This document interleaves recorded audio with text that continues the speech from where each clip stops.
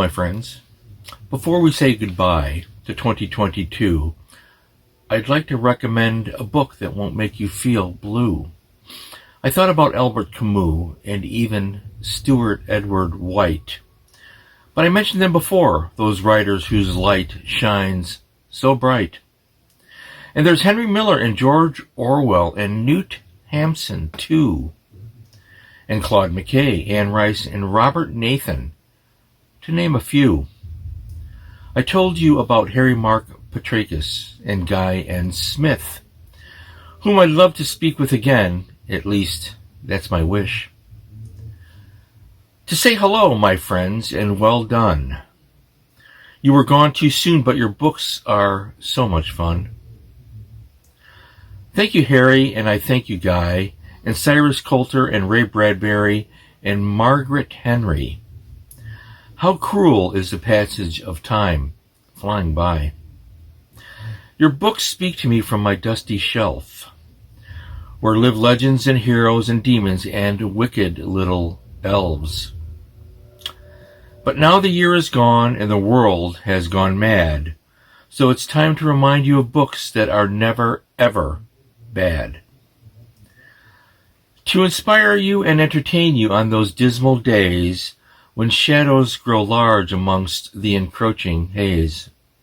So here is where my heart truly belongs, under western skies and singing a cowboy song. Welcome back to McNulty's Book Corral. This is the final episode of McNulty's Book Corral.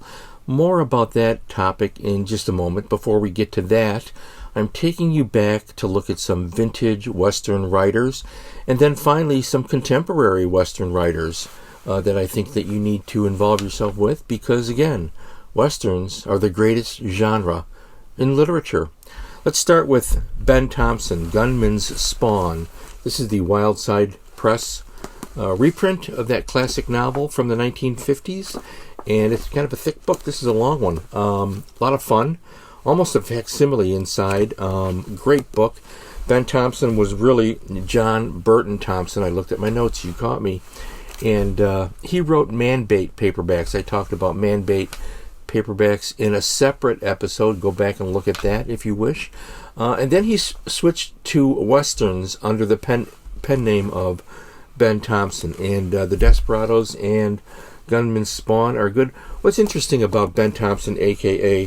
John Burton Thompson, is the fact that when you're looking for his books on the aftermarket today, this is the end of 2022, I'm finding that they're overpriced, in really low-grade condition, and they're not easy to find. You don't see a lot of them come onto the aftermarket.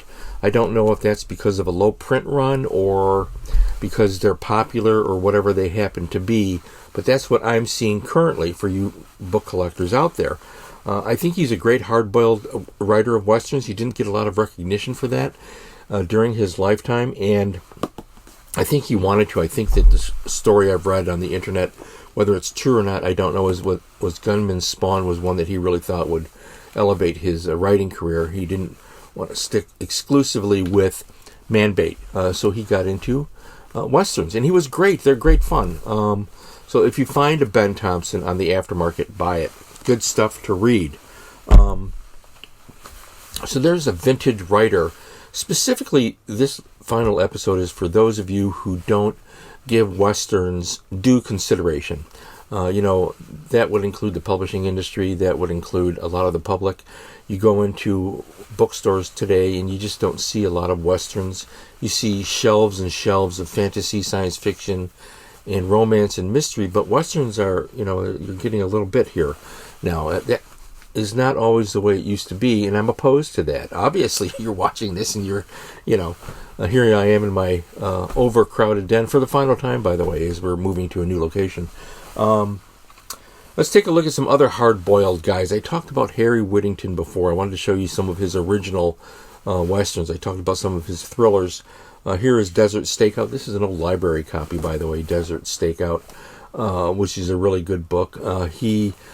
Harry Wittington, everything he wrote, no matter what genre, was great. Here's one that I really liked. It's called Hang Roped Town, and this was a Ballantine Western really fun little book. And poof, scans popping up magically for the final time. 40 cents. 40 cents for this, right? Great book. He wrote many westerns. Some of them have been reprinted by Starkhouse, so perhaps someday I'll show you some of those, which includes some that I'm showing you here. And then this is an interesting one. This is Charo by Harry Wittington, which is the, I believe this is the novelization of the film from 1969 or so, starring Elvis Presley. It's not a great film. It's not a bad film. It's a better book because Harry Wittington wrote it. It's always a good thing. When you can get Harry Wittington writing a Western, it's a good thing. All right, so there's two vintage writers right there. We have Ben Thompson and Harry Wittington for your pleasure. Find them and you won't regret it. I had to adjust my microphone there because it was about to fall off. Then we're going to get to another real favorite, hard-boiled, old-school Western writers. You cannot go wrong with these guys. Clair Huffaker, all right? I talked about Posse from Hell, which is one of my all-time favorite Western books and films.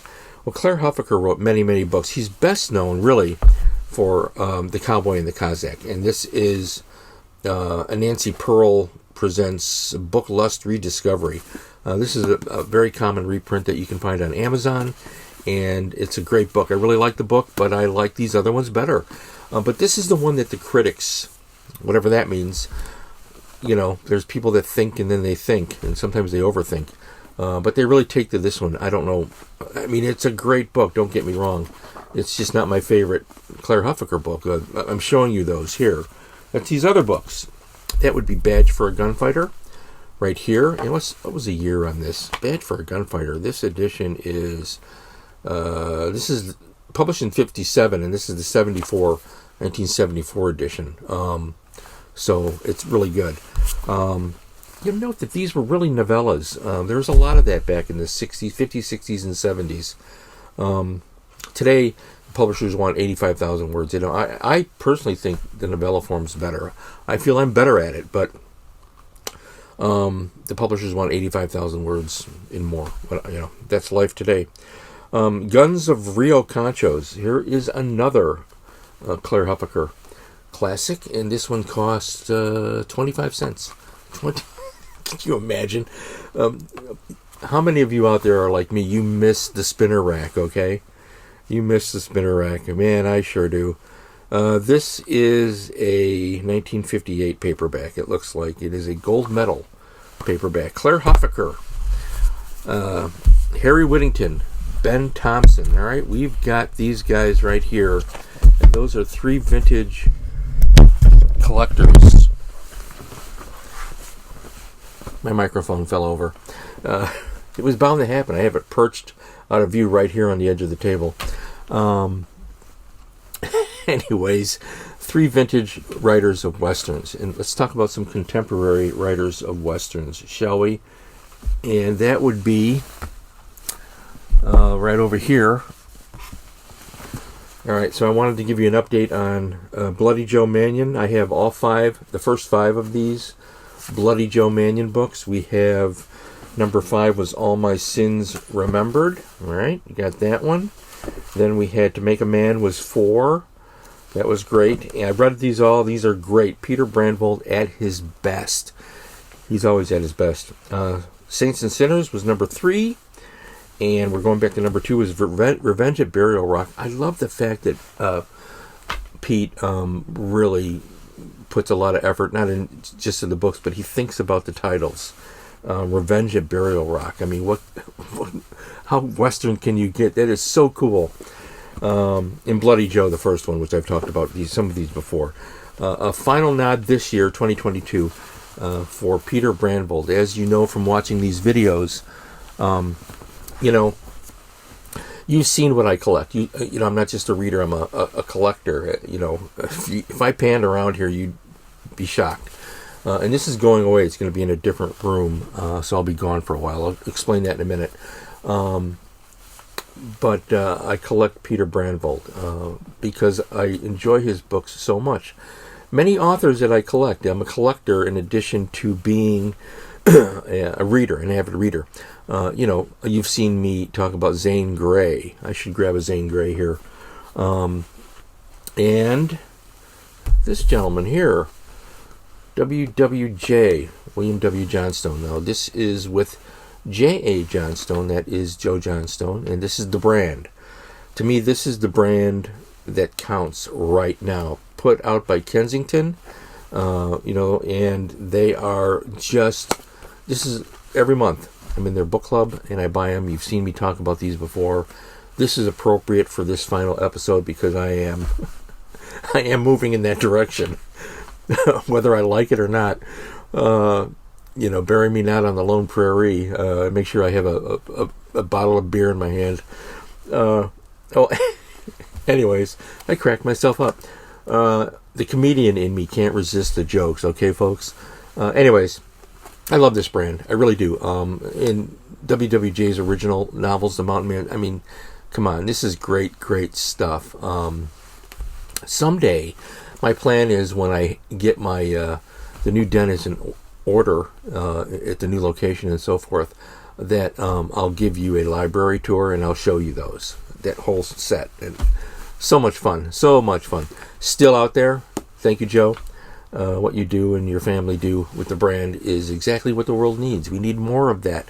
This is the number one brand on the market today. I'm not taking anything away from writers that work with other publishers. Like I think Berkeley's trying to come back, but they're doing reprints. A couple of new ones, but the new ones they're doing are under the Ralph Compton brand, and that's fine, but they're not competing with WWJ and J.A. Johnstone. They can't compete at all.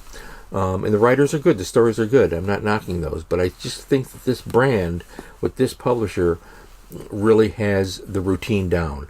They know what they're doing, at least in my perception as a reader, fan, and so forth, and collector. This is really where it's at. So a nod to them, as always.